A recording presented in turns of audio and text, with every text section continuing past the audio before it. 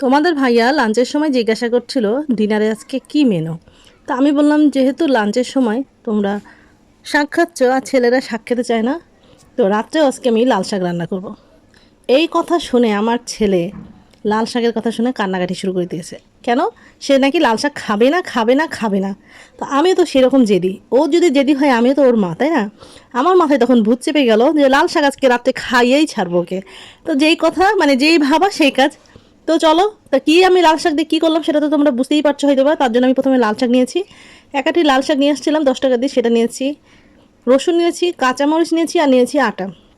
এটা 1 কেজির একটা আটার প্যাকেট নিয়ে আসছি, যতটুকু লাগে লাগবে। এখানে মাপ ঝুঁকের কোনো কিছু নাই, পরিমাপ করতে হবে না কোনো কিছু। তোমরা যখন করবা তখন তোমরা এমনি বুঝতে পারবা। আর কুসুম গরম পানি নিয়েছি, যদি প্রয়োজন হয় তাহলে ব্যবহার করব, আর নয়তো করব না।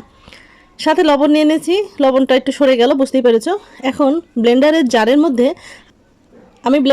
মধ্যে রসুন ও কাঁচামরিচটা নিয়ে নিচ্ছি, আর দিয়ে দিব এখন শাকগুলো। লাল শাকগুলো ব্লেন্ডারের মধ্যে সবটা দিয়ে দিব, আমার সবটাই এটা যাবে একবারে। তারপর সামান্য একটু পানি দিয়ে এটাকে আমি ব্লেন্ড করে নিয়ে আসব। সাথে দিয়ে দিব 1 চা চামচ পরিমাণ লবণ। ব্লেন্ড করে চলে আসছি। এখন দেখো ব্লেন্ড করার পরে কীরকম রঙটা হয়েছে, ঠিক যেন পচা পচা কোনো কিছু, তাই না? কিন্তু আসলে না, একটু কালচে কালার হয়ে গেছে। কোনো ব্যাপার না, যেটাই খাই পুষ্টিকর খাবার খাবো, তাই না? এটাই হচ্ছে আমার প্ল্যান। যেহেতু ছেলে আমার শাক খাবে না, তোকে আমাকে শাক খাওয়াতে হবে। এখন এর মধ্যে যেহেতু লবণ দেওয়া আছে, কাঁচামরিচ দেওয়া আছে, রসুন দেওয়া আছে, এটা একটা অন্যরকম একটা ফ্লেভার তো আমরা পাবোই, সেটা তোমরা বুঝতেই পারছো। যারা রাঁধুনি তারা তো ঠিকই জানো।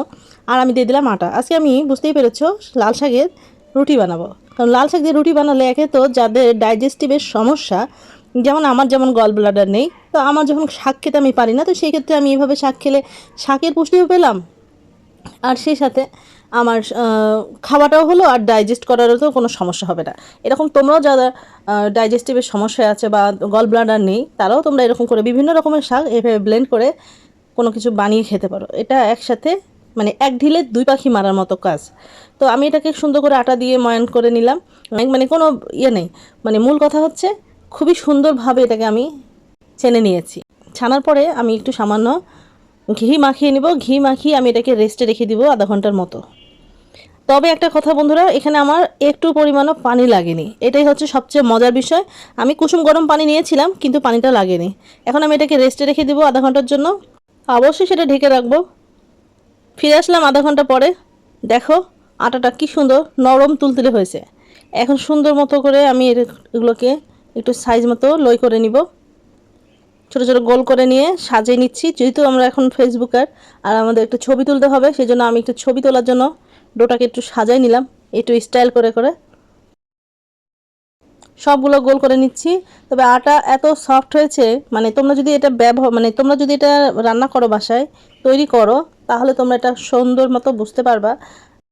এখন কিছু আটা দিয়ে আমি রুটিটা বেলে নিব, এবং বেলে নেওয়ার সময় আমি উপলব্ধি করলাম যে আটাটা এতটাই সফট, যেমন আমরা লাল গমের আটা খাই না, সেই রকম একদম এত সফট নরম তুলতুলে হয়েছে। আর বেলেও আমি খুব মজা পেয়েছি। তোমরা যখন এটা বানাবে অবশ্যই তোমাদেরও খুব ভালো লাগবে, আমার তো খুব ভালো লেগেছে। তো এখন আমি এগুলো সেঁকে নিব। অনেকগুলো বেলা হয়ে গেছে, কিছু বানাবো রুটি আর কিছু বানাবো পরোটা। কারণ পরোটা রুটি যদি দুইটাই না বানাই তাহলে তো আমি দুইটার টেস্ট পাবো না, তাই আমি দুই রকমটাই বানাবো আজকে, এবং দুটার স্বাদ আমার কাছে অনেক ভালো লেগেছে। আর এই জন্যই তোমাদেরকে আমি রেসিপিটা শেয়ার করলাম, কারণ আমার যখন ভালো লাগে আমার মনে হয় যে আমার দর্শকরা এটা পছন্দ করবে এবং তাদের পরিবারের সদস্যদেরকে এটা করে খাওয়াতে পারবে। সেজন্য আমি সবসময় চেষ্টা করি আমার ভালো ভালো রেসিপিগুলো তোমাদের সাথে শেয়ার করার। তো আজকেও সেরকম একটা সুন্দর ইউনিক একটা রেসিপি নিয়ে আসলাম, আশা করি তোমাদের ভালোই লাগবে। তো পরোটাগুলো যখন ভাজছিলাম এত লোভ হচ্ছিল বন্ধুরা, মানে একটা অন্যরকম ফিল কাজ করছিল সত্যি। আমি তো আবার পরোটার লাভার, যাই হোক আমার পরোটা অনেক পছন্দ, তো এই রুটির সাথে পরোটাটা বানাতে আমি ভুল করি না কখনোই।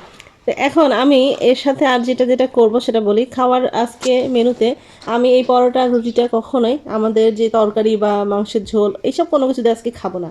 আজকে সম্পূর্ণ ভিন্ন কোনো কিছু করব, যেটা দিয়ে খেয়ে আমি তৃপ্তি পাবো। যে অনেক সময় হয় না এরকম যে আমাদের খাবার খেতে ভালো লাগছে না, রুচি নাই, এরকম তো হয় অনেক সময়। তো ওই জন্য দেখো আজকে আমি একটু অন্যরকম কিছু করব এই পরোটা রুটি খাওয়ার জন্য। তার জন্য আমি প্রথমে পেঁয়াজ কুচাই নিচ্ছি। আমি হয়তো অনেকগুলো পেঁয়াজ দেবো না, তোমরা অনেকগুলো পেঁয়াজ ইচ্ছা করলে দিতে পারো। আমি 4টা পেঁয়াজ এখানে নিয়ে এনেছি, মিডিয়াম সাইজের 4-5টা পেঁয়াজ নিয়ে আমি এটা কুচাই নিলাম। আর সেই সাথে কিছু কাঁচামরিচ কুচাবো, আর কাঁচামরিচ কুচানো হয়ে গেলে কিছু শশা কুচাই নিব। আর আমি তেমন কিছুই দিব না, এই সব মিশ্রণের সাথে আমি সামান্য লবণ আর দিব অবশ্যই একটা আচার। তোমাদের ঘরে যে আচার থাকুক না কেন সেই আচারটাই তোমরা এটার সাথে শেয়ার করবা, মানে মিক্সড করবা। লবণ আর কিছুই তেমন দিতে হবে না, আর সরিষার তেল দিবা অবশ্যই। আমার মতো তোমাদের বাচ্চাদেরকেও তোমরা খুব সহজে এই রেসিপিটা তৈরি করে খাওয়াতে পারবা। যাদের বাচ্চারা বা বাড়ির সদস্যরা শাক খেতে চায় না, শাক দিয়ে এইভাবে রেসিপিটা তৈরি করলে, মানে রুটিটা তৈরি করলে রুটিও খাওয়া হলো, শাকটাও খাওয়া হলো।